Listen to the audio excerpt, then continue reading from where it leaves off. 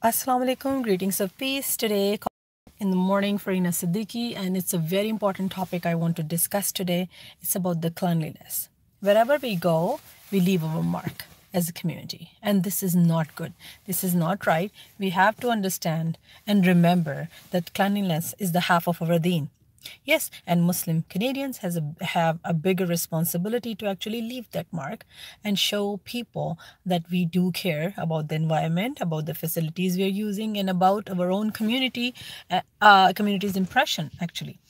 So make sure wherever you're going, a masjid or a community center, library, a program room, event room, any park, we do clean up after us. And we actually set the example for our kids as well.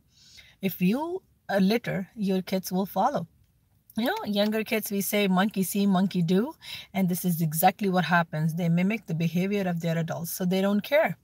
We need to make sure that we are actually taking the responsibility on our shoulders first to understand, to actually help explain the importance of cleanliness and how it's important of a responsibility, a civic responsibility on us as a parents to actually build those behaviors among our children.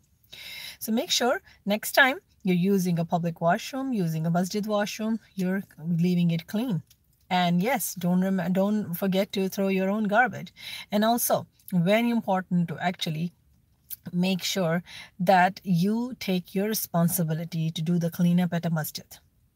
We all use these facilities, and we also always think that it's the responsibility of the volunteers or the management or the staff there, and they're very limited on this capacity. Actually, we think this is their responsibility to keep the facility clean. We complain.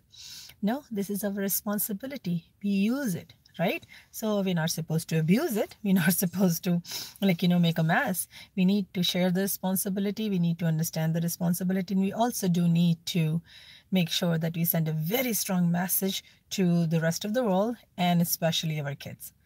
Until next coffee talk, I'm Farina Siddiqui. Assalamu alaikum.